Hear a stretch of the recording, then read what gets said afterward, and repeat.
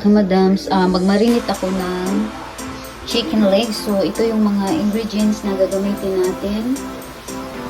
Dapat na Sprite but hindi kami nakabili. So, imamarinate natin ng 1 hour, no? Gagayahin natin yung mga trending ngayon na trending sa sa Facebook kung paano magluluto ng mga chicken. So, wala tayong Sprite, so it's okay. So, meron tayong ketchup, meron tayong kalamansi, liquid sa atin. Then, meron tayong oyster, kasi ito yung gagamitin natin na pagmamarinate. Tapos, meron tayong garlic, onions, old bay, black pepper, tapos meron tayong salt. So, thanks salt sa akin. And salt. Tapos, meron tayong sugar, kasi ito yung mga gamitin natin na ingredients para sa ating chicken. Tapos, soy sauce. So, ito naman yung pagbalot natin sa ating chicken. I-wrap natin yung Tupperware after nalagyan ng mga ingredients kasi imamarinate siya ng for 1 hour. So, let's start. Meron din pala siyang sili. So, lagyan din natin siya ng sili kapag imamarinate natin. So, let's go. Okay, start. Soy sauce.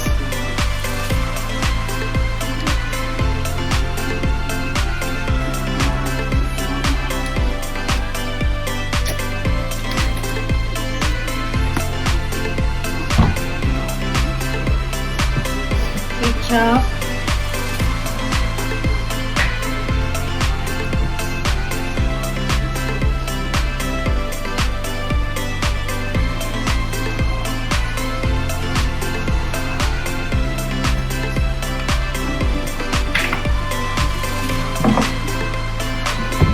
Oyster.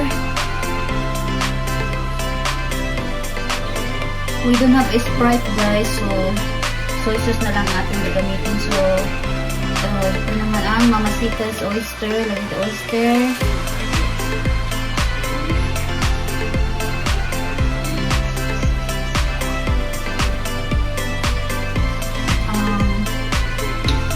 Tayo lang po ang mag-a-adjust kung gaano kadami lagay natin. Sakto lang sa ating panino. So, next is kalamansi. Sa akin liquid na kasi, guys. So, kalamansi.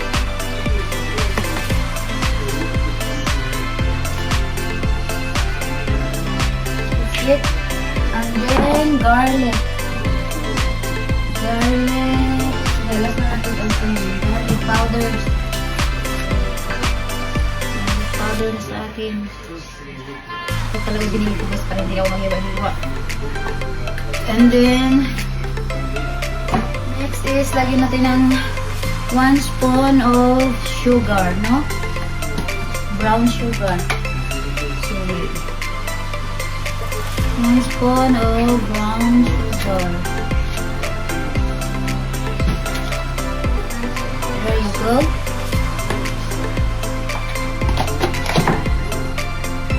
Then, red chili. 3 pieces lang po ito. Ayun pong bahala kung ilang piraso ang ilagay mo sa akin. 3 piraso lang, no? Next. Then, black pepper.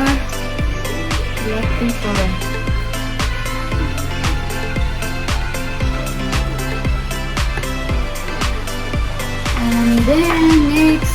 Lagyan natin ng Old Bay. Kasi seasoning Old Bay para din ito sa chicken. Tsaka seafood. Old Bay.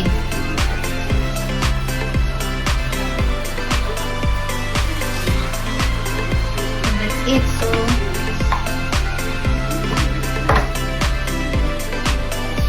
i-mix na natin, guys. I-marinate natin for 1 hour. Tapos, after marinate, guys, for 1 hour, ipa-fried natin siya sa sa kawali. Ipapa-brown natin, tapos sariling sauce ang isasabaw natin, sariling sauce na isasabaw natin.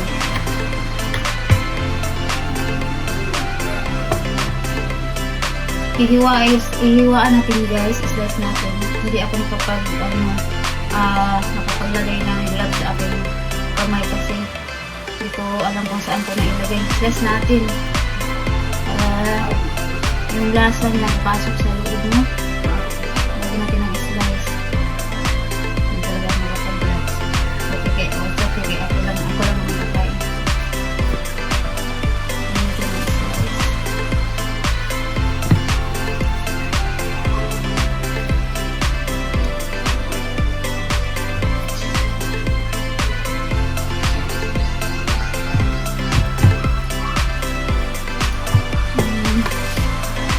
So ngayon guys, kabiran na natin, i-wrap na natin. Marinit na natin siya for 1 hour. So 1 PM na lang. So lutuin ko siya ng mga 2. Okay, 2 PM.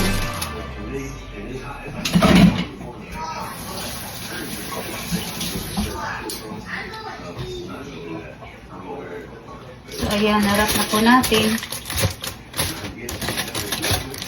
Ilagay na natin sa ref.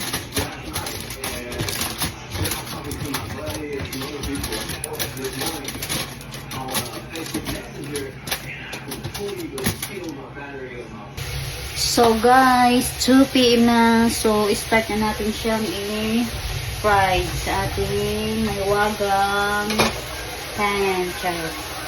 So ito na nga guys. Marinate na natin siya ng 1 hour. So now fry na natin siya na i-fry natin siya na sarili lang yan i-fry natin siya na walang mantika sarili lang niya. Pwede rin natin siya lagyan ng gamitan ng butter. So pinainit ko muna yung kawali natin. Pero sa akin, pahidan ko siya ng butter. Ito yung butter salt, guys. So, pahidan natin ng butter salted.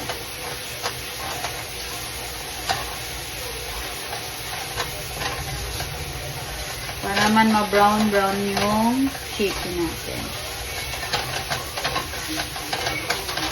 Meron tayong sariling gawa. There you go. So, ilagay na natin ang chicken, guys. So, now, start na natin ilagay ang ating chicken. I-fried na natin. Alright.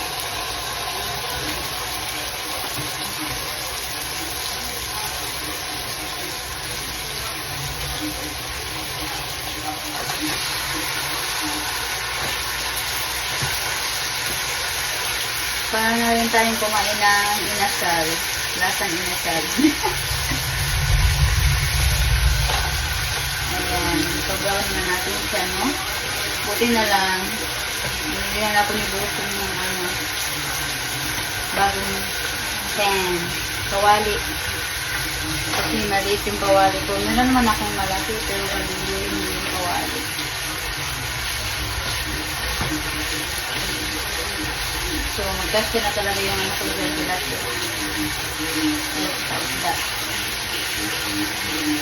So, ayan. Ipapabrown muna natin siya dito, guys. Nilagay akong konting butter dyan. Pinapalitan ko ng butter. Ayan. So, siyempre, itong sauce niya, ito lang din ang ating isabaw sa ating chicken, guys. Alright. So, takpan muna natin, covered muna natin para mag-brown siya. So, ayan nga siya. Pina-fried muna natin. So, flip na natin siya. Para pantay sila brown, no?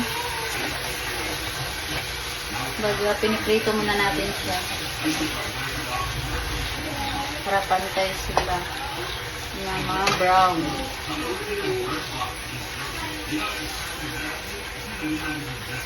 Then, cover ulit.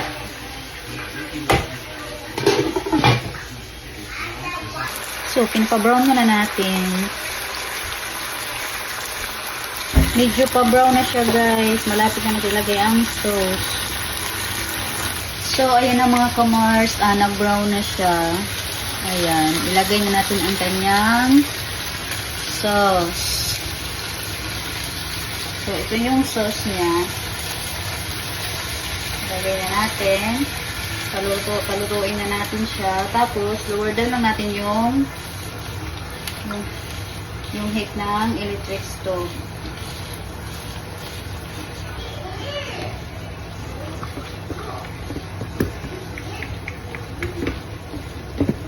So, pagkukuluin na natin siya sa sarili niyang sauce. Lower down lang natin yung heat. Lower down natin yung apoy. Lower down. So, ayan. So, yan siya kamars. Yung sarili niyang sauce. Nilagay na natin. So, sa sariling sauce lang natin siya palutuin. So, yun. Ayan. Takpan muna natin.